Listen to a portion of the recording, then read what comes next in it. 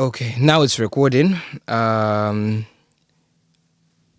you see me in the camera? Yeah, I can see. Okay, fine. Am I facing the camera? Right now. Yeah. Okay, cool.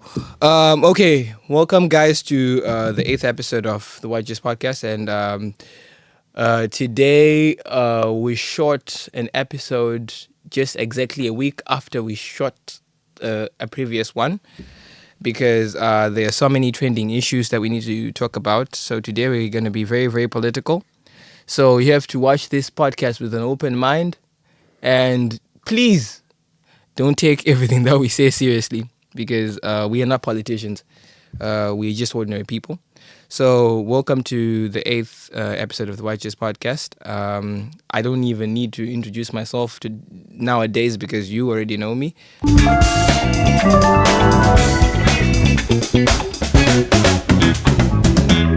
Okay. That sounded very much like a transitioning part in a sitcom from the 80s. Yeah, and that's why I did that. Okay, so today we have a guest, a female guest, because people have been saying that this podcast is very misogynistic. We've got only female hosts, no, only male hosts. So we decided to bring in a female host. So let's give it up for Emma. Speaking about you saying female hosts before, sounded like a Freudian slip, maybe. Yeah. Exactly. That was exactly what happened. So today we are going to be having very interesting and political discussions with Emma. So before we start, I think I have to acknowledge the subscribers and the viewers who are constantly supporting us. The channel is currently on 1,345 subscribers, and the recent episode is currently on 500 views. Thank you very much, guys.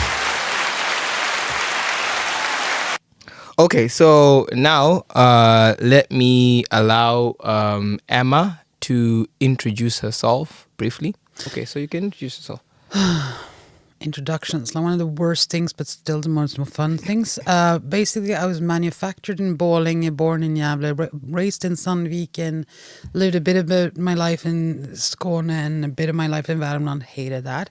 But now, my interests are very much politics and media stuff and arts and yeah, well, I don't exclude anything from my list of interests. If someone can make it interesting, Same as me. If someone can make something interesting, it is interesting. So Exactly. I mean, I've been talking to people who, they made hockey interesting, and I don't really like hockey that much. Me too. I like it's football more. Even if I'm not like 100% like super into football, even if you say soccer in one country, which is wrong. Okay. Okay. I'd say that it's like I just like things being taught to people and learning new things because I think it's important. Oh, nice. Yeah. Also, it was interesting hearing the introduction. yeah, but And at first you said you didn't like know how to introduce yourself in a way that you like, but you just did it perfectly. yeah, but also, I've done introductions for so many different things in my life that it's kind of like an occupational like hazard to get into introducing yourself, because if you start overthinking yourself. Okay. But I see. basically I could also do like another version of it. It'd been like, I've been to a school where David Bowie went when he was a kid. Nice. I've been to... That's amazing. I was married in a mosque, but also I've been like in a German brothel. Oh, Okay, but that's a way less interesting thing than it yeah, sounds that's like. But so an I issue have, for another day. I have a lot of things that I could just like bring Yeah. up and make myself sound So, like mystery. you mentioned something about you being in Skåne. Yeah, it was 6 months. He's also from there. Yeah, no, we talked a little bit about it before. Teo, how does it feel to have a home girl? Yeah, it's good. Yeah, I'm kind of posing as one when it comes to Skåne, because when I was living there, it was like 6 months, and I was living at, because I don't know if the people have this in other countries that much, because we have something called folkhögskola, which is basically like, it's not college and it's not university and it's not like an adult learning center per se, but you can also go there and live there because Okay. sometimes they have like the boarding situation there. Okay. So I was like living there for 6 months, and I had a room there, and it was like just like interesting people, and I just loved it. And even was like, if it was farm country Scania, it was amazing. Nice. So, how does it feel to be on this podcast today? Well, As the first female, how does it feel? well, as a first female, well, like, since I've in many situations been the odd one out, Oh, okay. I'm just like, I'm used to being Okay, the odd I have one a out. question. Do you agree with what like the rest of the people are saying that this pod is misogynistic? Do you agree with that? Well, I haven't listened to all the episodes, but we'll see. We'll see Oh, how this. okay, It fine. depends, Fair because I enough. mean, it is easy to become something when you're like only men in the room or only women in the room. It is easy to turn something into something, but depends on how you treat the woman in the room. If it's a misogynistic feeling, because if you, Thank you very much for saying. I mean, if you interrupt a lot, and because I'm used to taking over a room sometimes. I mean, we've met before, so you know that I don't Yeah. really mess around too much. Yeah, I and know, I I know. have I know. a dry sense of humor, and I know. I And I love that. kind of command some situations. Yeah. I'm sounding a bit cocky when I say that, but I'm loving that.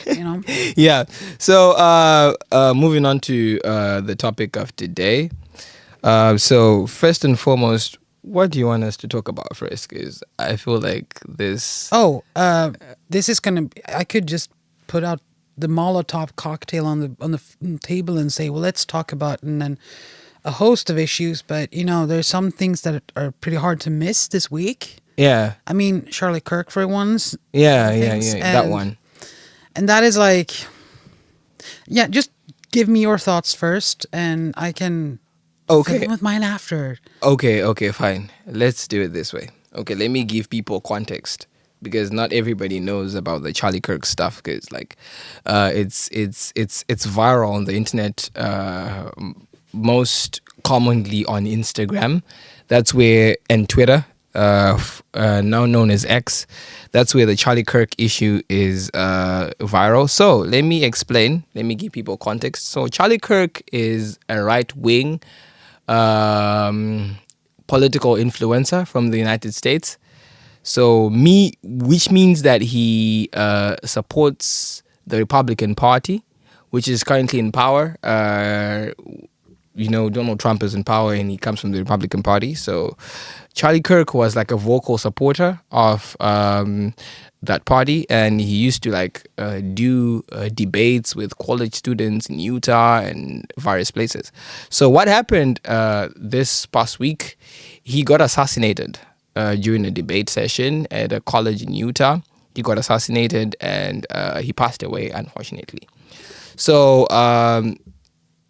this assassination became political because he was having a political debate, a political discussion at a college, right? And then he got assassinated by a 22-year-old sniper who got identified, and he's now in the custody of the authorities. So the motive behind the assassination is alleged to be political because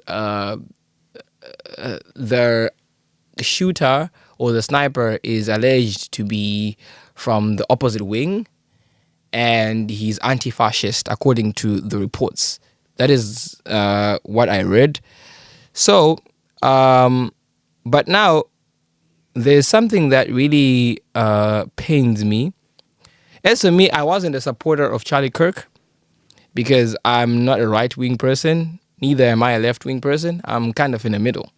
So I don't support any other side. So I'm a very neutral person in this situation. So one thing that I didn't appreciate is when people received the news that Charlie Kirk got assassinated or got shot during a debate session is when left-wing politicians were celebrating his death. I think that's very, very inhuman. And I feel like if you celebrate another human being's death, you're evil Okay, without any explanation. but can I say this though? I haven't seen that many left-wing politicians celebrating it. Mm-hmm. And my take on Charlie Kirk, you gave your introduction of him, but the thing is, he was like starting this turning point, you can say, to go into colleges and just, I would say, start meaningless debates because it was so wrong about so many things. I mean, have you seen a lot of the? I've seen like all of them. I went through his account yesterday. Like, but that's you went through his account. Mm-hmm. The thing is, what I think is interesting. This is a man who said, for example, empathy was like a new age kind of creation and was not a thing that we should have. So when people talk about, having empathy for people, for example, his kids and his wife now, I think it's very interesting that he himself would have been like, no, but empathy. He didn't really care about kids in school shootings. And he had also said that, to defend the Second Amendment, the gun rights, it was a good enough thing that people got shot. A few deaths a year by gunshots. I and this is the thing. And this is the thing. When he says that, he compared that to being in driving a car, and that we should, if we ban guns, we should ban cars because banning guns would be as bad. And I'm like, what kind of insanity is that? People die. It's basically, guns are basically only created to kill. Yeah, exactly. And a car has like is positive things. Yeah, you could say multiple use. Yeah. You can transport. You can, have shelter for a night if you don't have any place to live. Yeah, all of these things. But he himself created a situation where this was going to happen. Okay. And the thing is, at the same day, there was a school shooting in Denver, Colorado, where people died. And his death got so much more like attention, traction for online. And I noticed it's just so messed up because I noticed that his death gained more traction than the shooting, and people in the comment sections, they were saying, we're not talking about the mass shooting that happened, and we are talking about Charlie Kirk. And I think that the reason why people or the American media is talking so much about Charlie Kirk is because Charlie Kirk was like a very vocal supporter of the ruling party in the US. Well, so they kind of like try to make him mainstream because he was like their powerhouse. Like during the elections, he was one of the most vocal people who was supporting the Republican Party. So I think that's why he became more popular in terms of how the media peddled his story as compared to the mass shooting that had happened on the very same day. Yeah, but also when it comes to Charlie Kirk, my first feeling was when I saw the push notification on the phone. I saw it and I'm like, Charlie Kirk's been shot, and I'm like, oh, please. The only reason I didn't want to die first was that if he dies, this is going to be like a whole we need to crack down on the left because that's all they've done. Remember that this year, someone went into, I think they went into the home of two lawmakers in Minnesota and shot them and killed them and their dog. Wow. Yeah. And her name, one of the names are Melissa Horton, I think. And someone went in and done that. Wow. But, did you see any right-wing people react to that harshly? That we should stop it? No. They don't give a F about that. They don't give a fuck about people dying on the other side. Wow. And this is the problem. There's one thing that I've noticed when it comes to politics about the left wing and the right wing. This is the thing. The left wing can be, a lot of the policies stretch beyond their own world because they think okay, this might happen to other people. So and not the other ones, yeah. Yeah, but for example, say that if something happens to someone in a right wing hemisphere like that, they change their minds about things. I think it was when Dick Cheney, past vice president in the U.S. During the Bush era, second Bush era, I should say, he changed his mind about gay rights and so on because one of his daughters is gay. Exactly. And when Reagan got Alzheimer's, Nancy Reagan started being more like, yeah, well, let's do some research with stem cells. And I think, like- but then you have to abort some Yeah, I fetus and think so on. what happens with politicians is like No, not just the politicians, but people in general who people are in general, right-wing. they try to alter the law when they see it's benefiting them or it contradicts what they say. Like if something happens in their life that contradicts their ideology, they kind of try to tweak it in a way, and I feel like that's wrong. Yeah. And then also But- going back to what you said about what Charlie Kirk used to say about the empathy thing, and about the gun violence, the gun shooting, things like that. Like there has to be shootings a year so that the Second Amendment is defended. I think like he was. There's only one aspect of that statement that I understand as a sociology student. I think he was coming from the functionalist perspective, like he was like exploring the functionalism of crime, but then he presented it in a very in a very wrong way. But I understood where he was coming from. Like he was coming from the functionalist perspective of crime. Like crime is functional. Like we cannot say it's a good thing, but it's functional in a way that if there's crime, police officers, they have a job. Yeah. News outlets have something to talk about.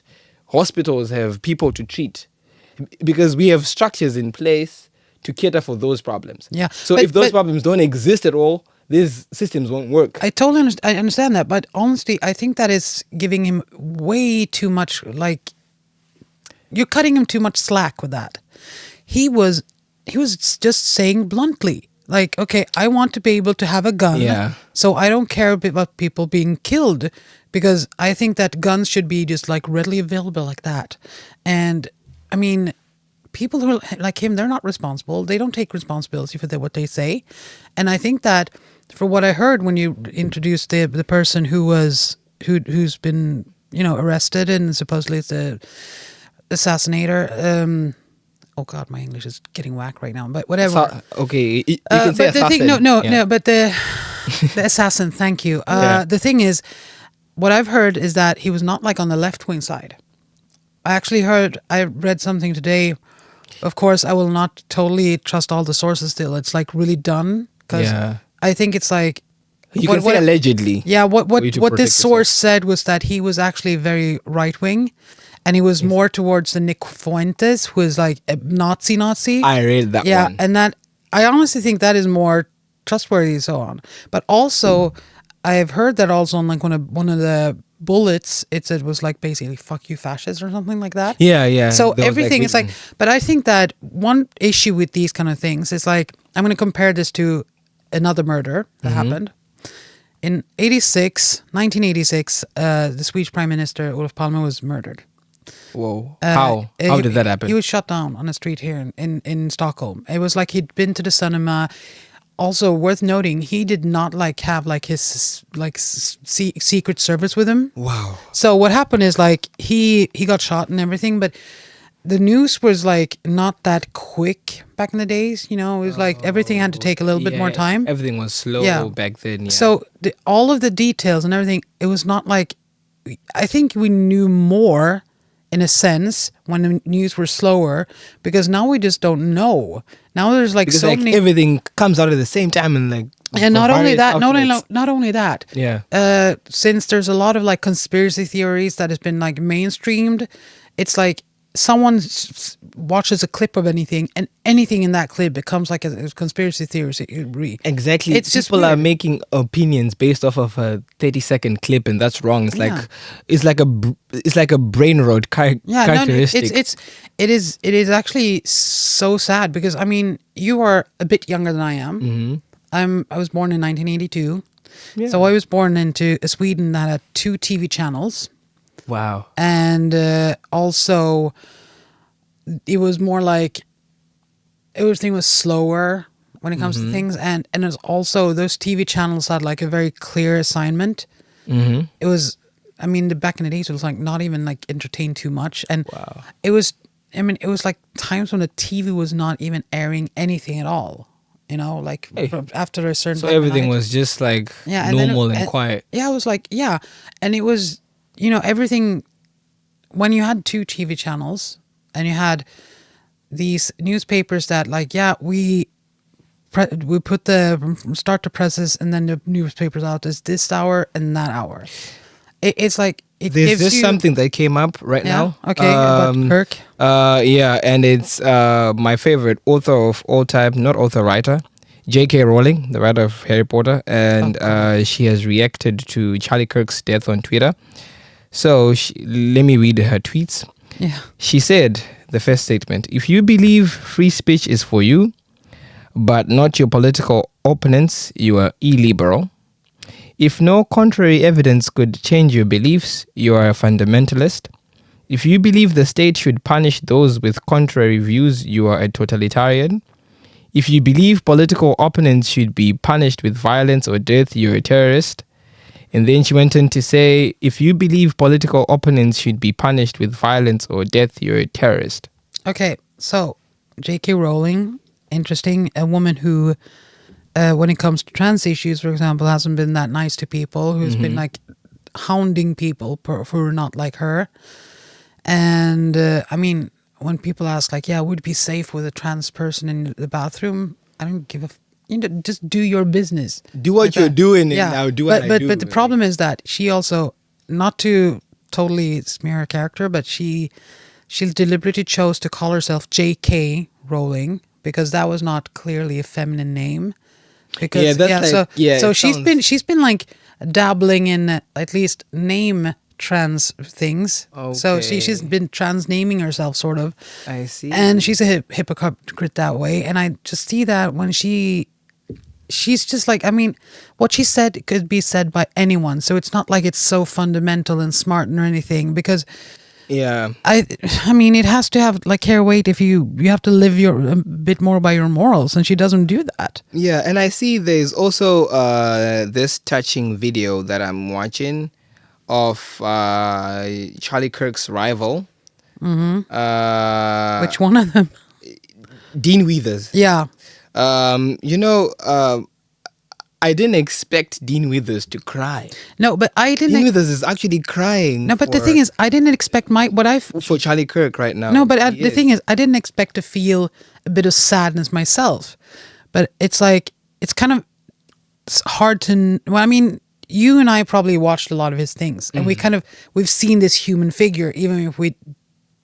Let's just put it mildly, I did not fucking agree with anything he said, basically. It's like, I still see a human being. And Exactly. I still see... I That's mean, how I feel and as this is well. the thing. This is the thing. I can just put it... I'm very much on the left side in many things when it comes to politics.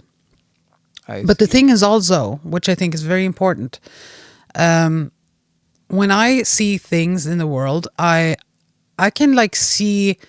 When I saw like Saddam Hussein in the trial, and he was going to be like, "Yeah, you're going to be hung." Mm-hmm. I mean, my feeling was like, okay, I saw this guy who's like, he'd been on the top of the world, and now he's like down on the like absolute the bottom, lowest, yeah, like the lowest and level. I mean, yeah. I could feel like, I mean, he probably felt a lot of sadness and anger in that moment. Like, why me? But I feel like also, I don't really feel sorry for them. But I can see the sadness in it. But also, Exactly. for me, it's much more important that, speaking about Charlie Kirk and all of those things, the children in Sandy Hook, the Parkland, all of the, I mean, can we even give the list? I mean, have you seen when Jon Stewart does the list of all the school shootings? I didn't see the list. Yeah, but he just goes, he's like, he says that, and what about and then it's like, it keeps going, and it's like, and this is just for the past 25 years, and then there's more. I think this story has become the most controversial story of the year, and I think if we like talk about it, like we'll talk about it all day. I think there's much more. Yeah, so, controversy. yeah, I honestly, this is what I think. I think it's more controversial that Israel has stopped ships that are giving basic necessities, bringing them with them to the Palestinian people. Yeah, That is more for me. Like, I saw people have shifted focus from the Israel-Palestinian war, and now people are talking more about Charlie Kirk more than anything else. So, like, to put an end to this story, I think rest in peace to Charlie Kirk. And can I just say, just rest. Okay, rest. Rest Charlie Kirk. Rest Charlie Kirk. And we want to pass our condolences to his family. Yeah, but can I just say one thing, though, about his family? Charlie Kirk did not defend abortion rights, even if it was like a 10-year-old girl who'd gone pregnant by rape or anything. He was just like... Yeah, but the thing is... He was so pro-life. His daughter is 3 years old right now. Mm-hmm. In 7 years, if she would have been subjected to something bad, her dad wouldn't have been there for her. Or would he then have grown some empathy and seen the... We never failure? know. Yeah, that's the thing. And this is what I think is important about people like Charlie Kirk. I was about to say something else. But that people seem to like want to make them saints when they die. And this is a guy who's far from a saint. Yeah.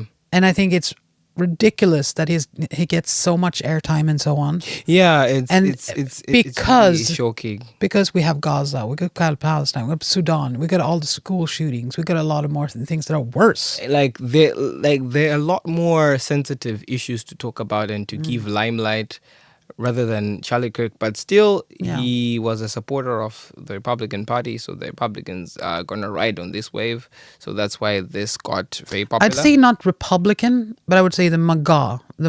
Exactly. That's what he was supporting. So let's move on to move away from America. Yeah, thank you. And come back to Sweden, one of the most peaceful countries in the world. One of the most peaceful countries in the world. Let's move back to Sweden. So there's a new immigration law. So there's a post that I saw that the Prime Minister made. Let me read the post. It's about integration.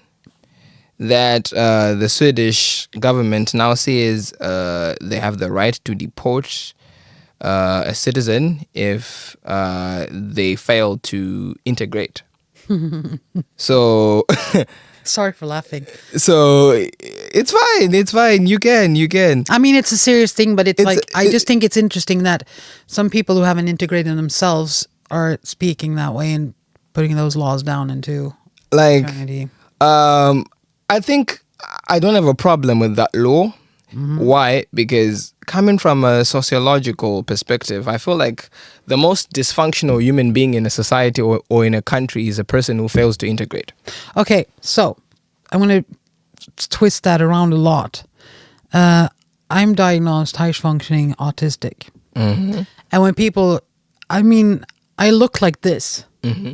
So I should be like super safe about that.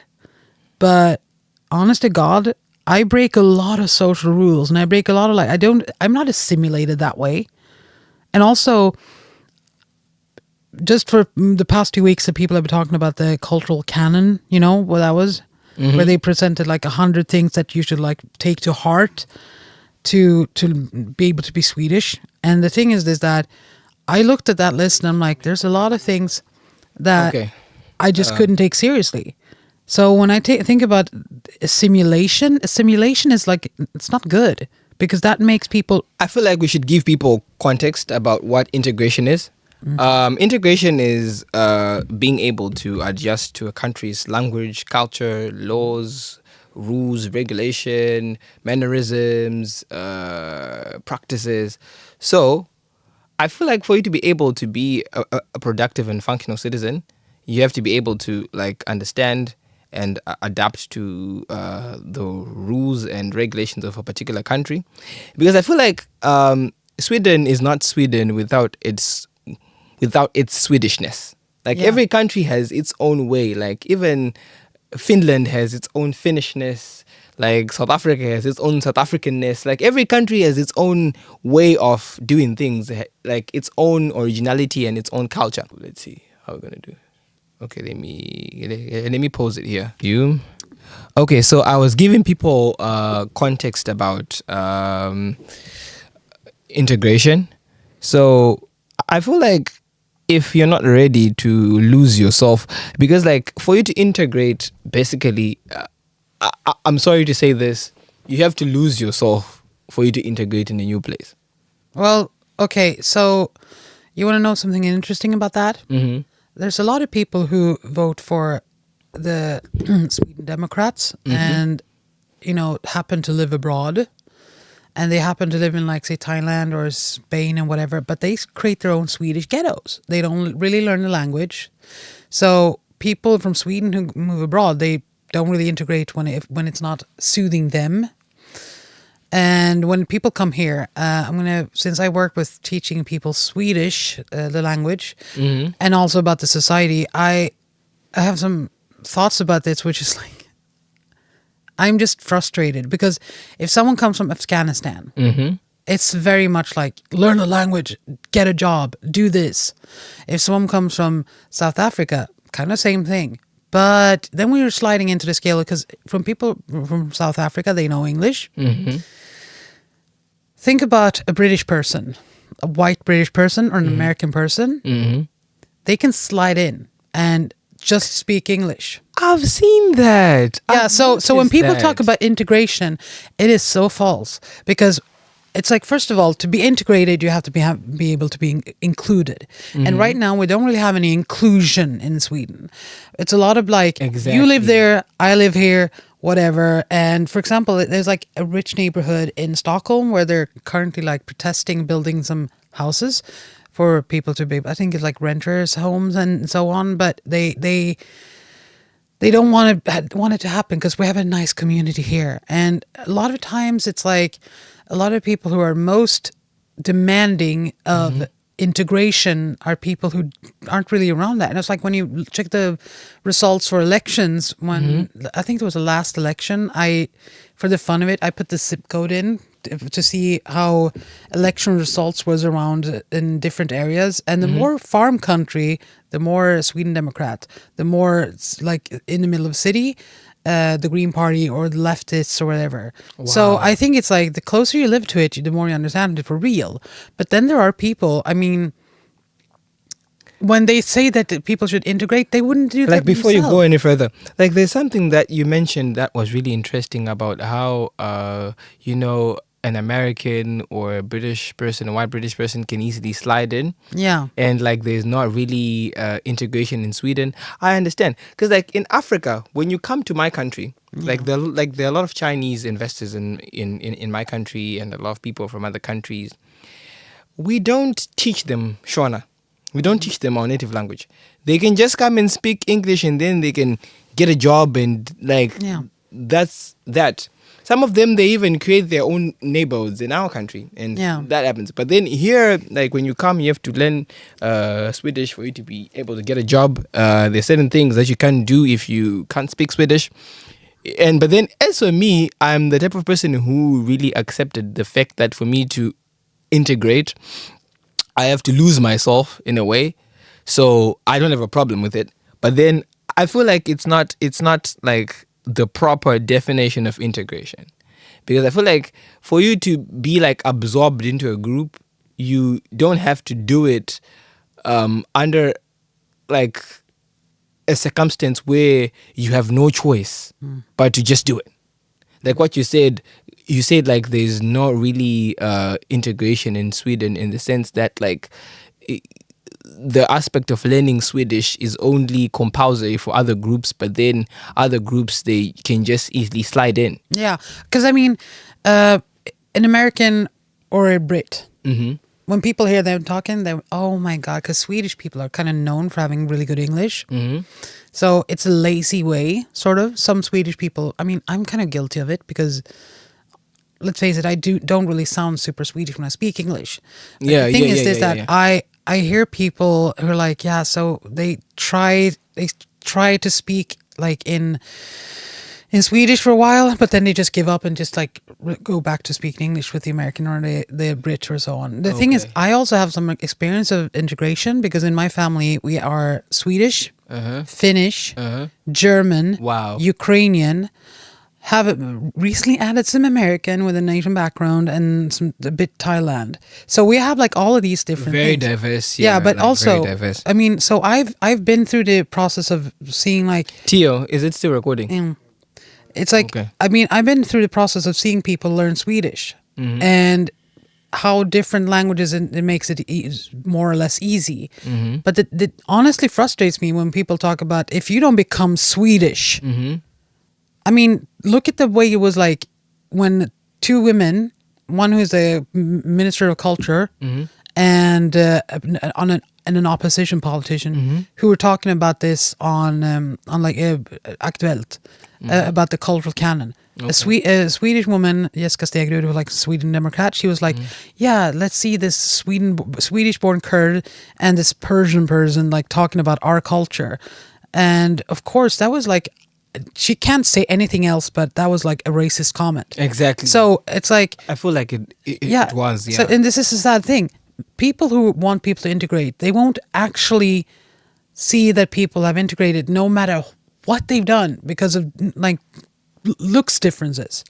Like I feel like someone who's like of African origin, they come here, or they even like their parents came here and then they were born here, raised here, they speak Swedish fluently.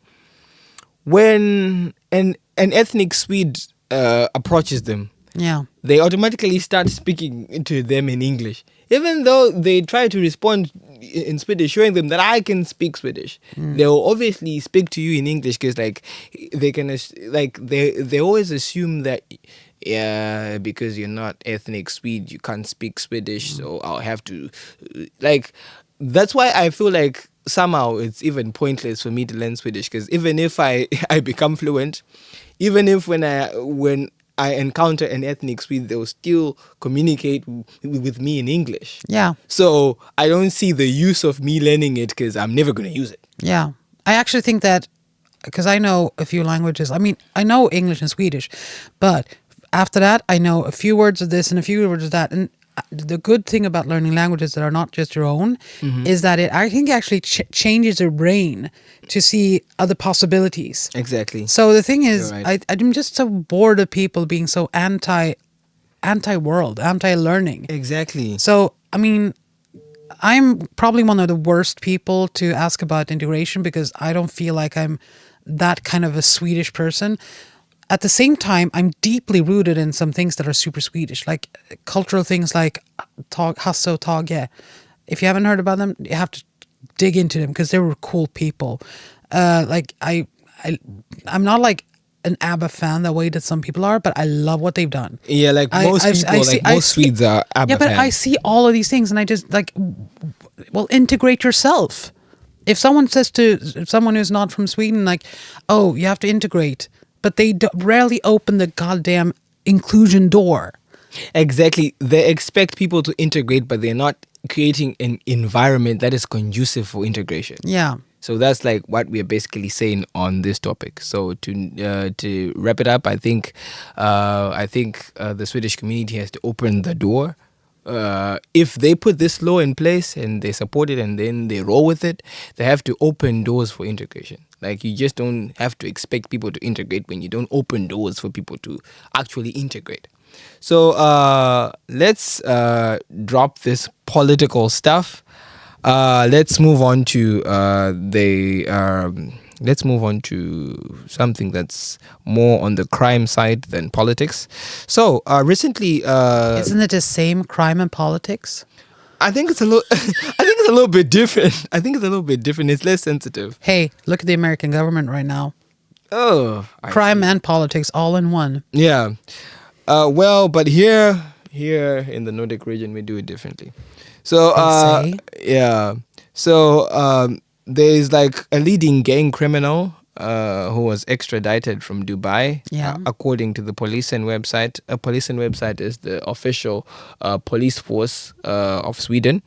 So, two Swedes one of whom is a key figure in a criminal gang, have been extradited to Sweden from Dubai today. This was as of the 12th of September.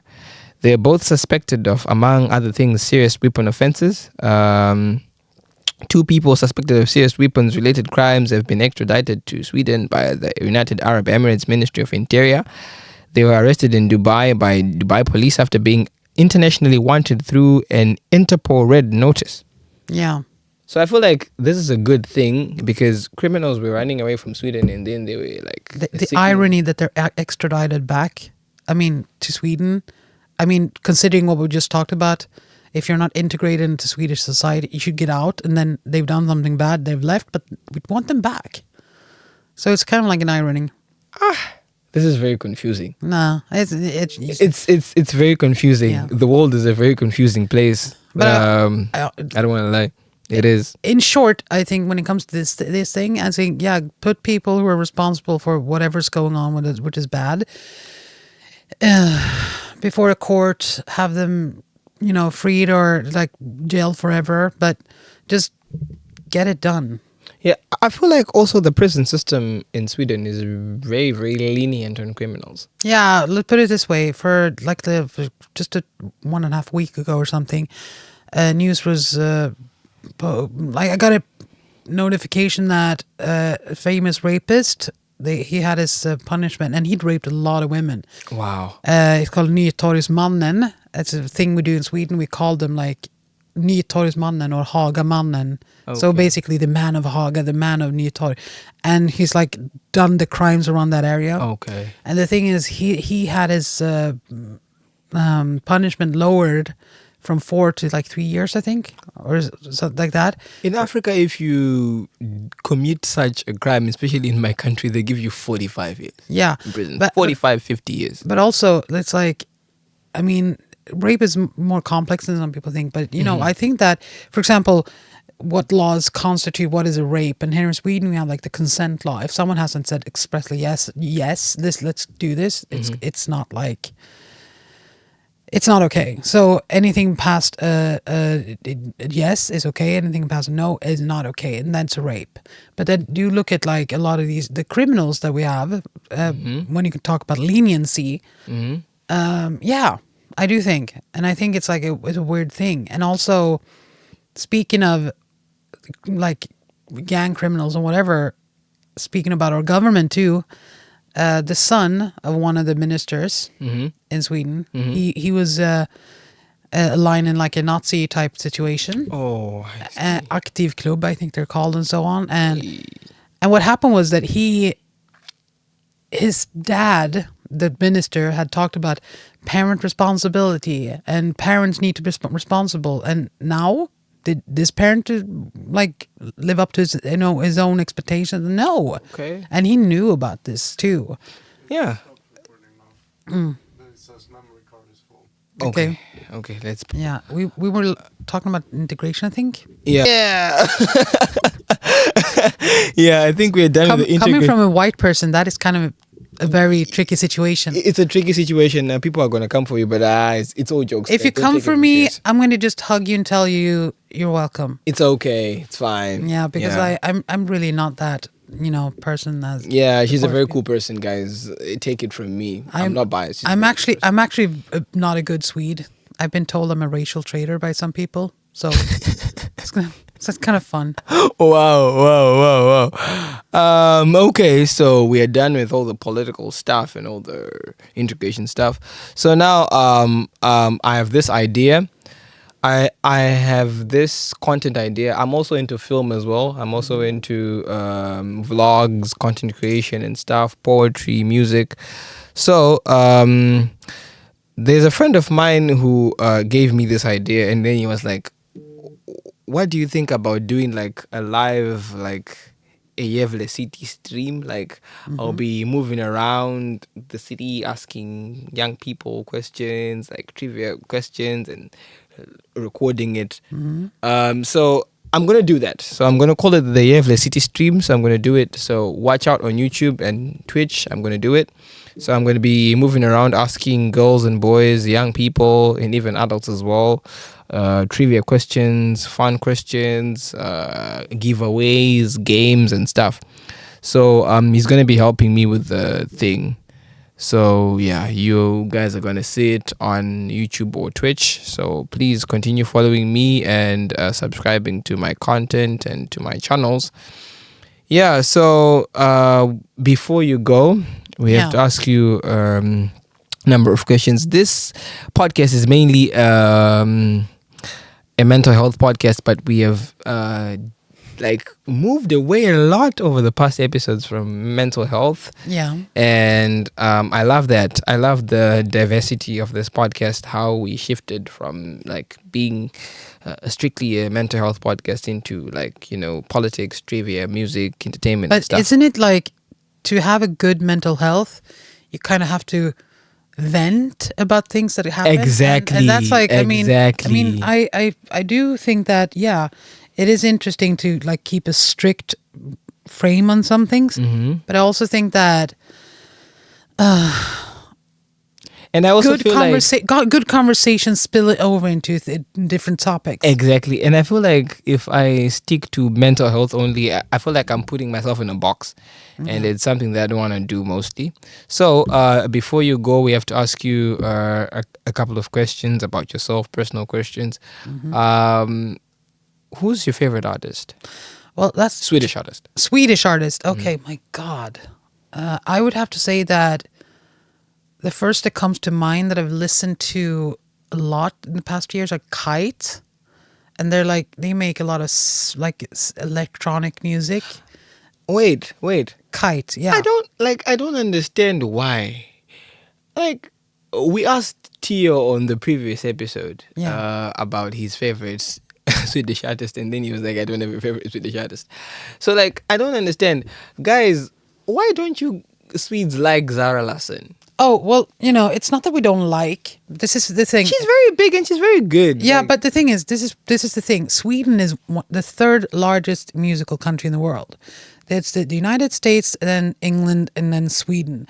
Look at the amount of music that comes out of Sweden. We have so much to choose from. We have all from the darkest black metal to the most air-filled pop to pretty decent hip hop in some aspects and everything. And it's we have a lot of music. So you guys have almost everything. Yeah, and it's we don't really isolate that much because it would be nice to say that I do appreciate Sarah Larsson and what she does in the world, but I also Kite just speaks to me. And speaking about mental health, I think everybody should listen to their song "Up for Life" because it's I do think my interpretation it's about suicide and people asking you to not let go, and it's such a beautiful song. It is amazing. I think you guys should check that one out. Yeah. And also, moving on, who's your favorite actor or actress or your favorite film or something? Being patriotic, I would have to say that I love all the Skarsgårds or Skarsgård, the family that, basically a lot of horror and a lot of cool movies. Okay. But I don't, and it's for me, it's more I appreciate actors in a way. When I was younger, I used to be like, oh my God, this is the actor I love. But lately, I've been Check the minutes, Teo. I'm Where just, are we? Yeah, it's no problem. yeah. Okay. It's just, I've actually come to appreciate people who do the work of an actor. And I do separate actors and movie stars because some people are in it because they're good looking and they do the thing, but then we have the actors who really dig into what they're doing, and those I really love. And it's there's a lot of people to mention, but I do appreciate the person who shows up in a TV show and you see them, they're in that show, and then they're in that show too, and they might not be the super famous person, but they're just doing the cool thing. Exactly. So anyone who could be a Bryan Cranston to Maggie Smith to Yeah, I've seen how Swedes don't really listen to mainstream music. People like Zara Larsson, people who else? There's this rapper. This Swedish rapper. Yeah, who's this guy? What's his name? One cuz. Yeah. Like they're very big, those people, but like I've never heard a Swede saying I like Zalas and I like one cuz. I've never No, but seen that. the thing is, for me, I'm gonna go do this a very short list of like cultural traveling for me, sort of. I grew up in a household where Hasse och Tage, they used to like do varietés and reviews and like really very specific stuff. Just go out and check their thing. And then my dad listened to Beatles and Beach Boys and a lot of different things like that. Oh, I and then see. like I was just tacked on a lot of things. So when it came to like my own likings, I loved New Kids on the Block, and Madonna is a huge thing for me. I mean, I Nice. fell in love with You Madonna. have a very good music taste. Yeah, I but see. I fell in love with Madonna in 1991, and I was Wow. 9 years old, and she was going into the sexual era like crazy then. Wow. But then after that, I've been tacking on a lot of hip hop. I love, for example, I mean, yeah, the white guy Eminem, but also I do love Riz Ahmed, the music he does. I love Kneecap, the Irish band, who are like pissing off a lot of people right now. I just have to say, Kjartas do Mohara, Kjartas do Gaza, Kjartas do Palestine, because I think it's like it's important. It's important that people just look to music that is more than just like a noise. Exactly. And I love Kneecap right now, and it's like. It's When it comes to movies, I love horror. I want to have like, I can't separate the arts and the politics because that is they're woven together. like they intersect on a lot of aspects. I mean, how think. can you have a good art without politics? And how can you have politics without But art? like as for me personally, art is just basically more on the social and trivial side. As for me, even like how I create my content and how I make my art, I don't like intersect politics and art. I'm not a person who really likes politics. I don't like politics. I love it. I don't like politics. So Like I went on a date with a person who was a youth politician. This is like 10 years, and he was past 20s and so on. But you know, on the date we had, it was like he just looked at me during the date and gave me a kiss, and then he said like, yeah, you know, I'm more of a man of action than words. And I was like, I think politics can be so incredibly sexy and incredibly full of art. But it's just like, but when he said that, a man of action and not of words, I was like, I felt like you're a politician. Get down from that horse. wow. So wow, yeah, but wow, I do think wow. it's kind of hard. I'm trying to grasp whatever I love in arts and politics. Like, Nice. It was nice having you here, Emma. let's do a rematch. I think I rematch would be good. think we need to invite you on more episodes. I mean, who else is gonna, excuse my language, bitch slap you a little bit, like verbally? Yeah. Okay. Thank you very much, Emma, for coming.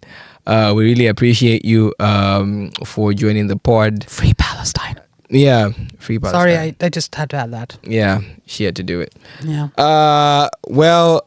We appreciate you being the first female on the pod, and we wish you the best in life as the podcast. So, like, overall, before we sign out, how do you feel about this podcast?